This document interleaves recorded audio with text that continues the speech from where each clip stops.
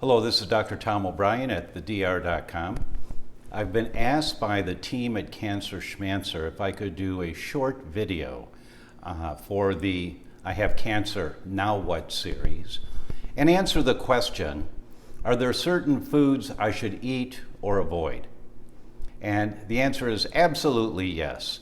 So when I moved from Chicago to San Diego in 2010, I needed a map. You know, you don't just get in the car and drive. You can head west and wherever you land is okay, but you know, with GPS now, it'll tell us if there's delays, are there detours, you got to go around an accident, whatever it should be. You need a map. You've been diagnosed with a life-changing disease. You need a map. So how do you learn to read a map? Well, there's some basic principles that every doctor agrees on. First, cancer is an inflammatory disease. It's always an inflammatory disease, always, which means there are cells on fire. And it's just a question, is it a brain cell or is it a kidney cell? Is it gasoline or kerosene causing the fire? And you need a map to learn what are the triggers causing the inflammation in your body. Now, the most common source of inflammation in the body is what's on the end of your fork.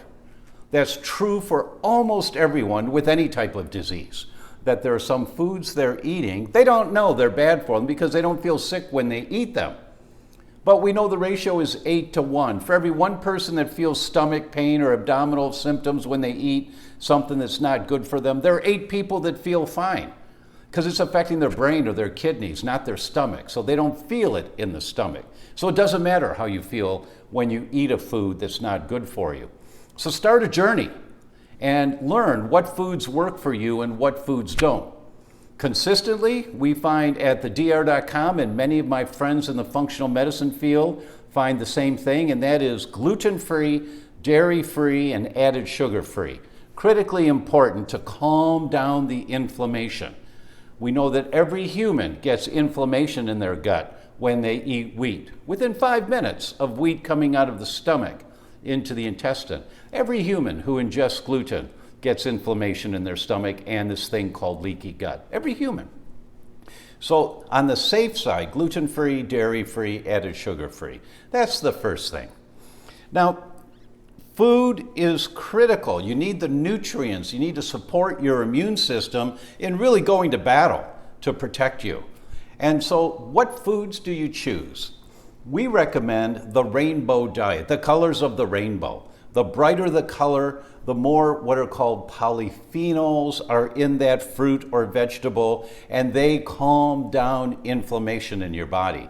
They turn on the genes for anti-inflammation, and they calm down the genes that are activated for inflammation. So the colors of the rainbow diet. And to help to make that easier for you, we're going to give you my 49-page book of recipes called the Autoimmune Recipes.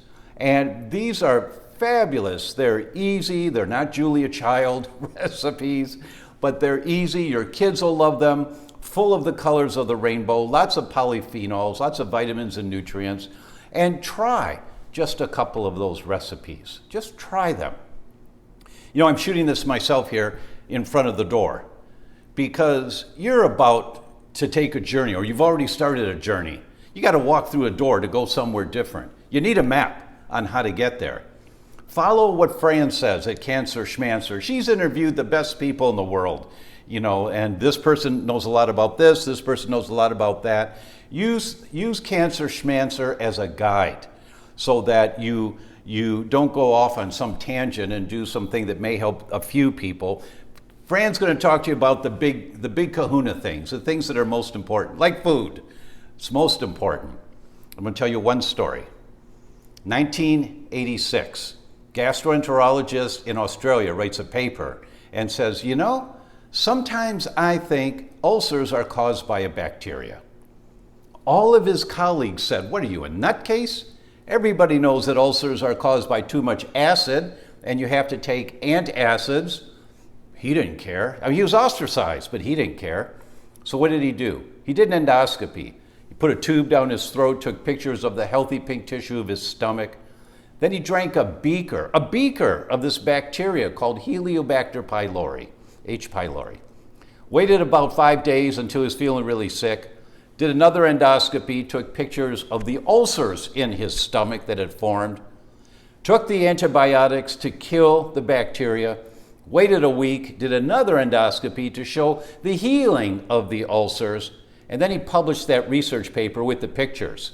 Then everyone knew he was a nutcase. But he proved that sometimes ulcers are caused by a bacteria. The World Health Organization thought that was so important, they sent that paper to every medical society in the world and said, send this out to all your members. Why? Because at that time, stomach cancer was the #1 cancer in the world, caused by a Helicobacter infection most of the time. And if doctors knew about this connection between that bacteria and ulcers, they might look for the bacterial infection long before cancer ever started. Turned out to be the case, and it reduced the incidence of stomach cancers. Dr. Barry Marshall was grateful they did that, but he was still considered a nutcase. He didn't care. 21 years later, he wins the Nobel Prize in physiology. And the Nobel Committee said to Dr. Barry Marshall and his partner, this is the exact quote, who with tenacity and a prepared mind challenged prevailing dogma. You need tenacity to deal with cancer.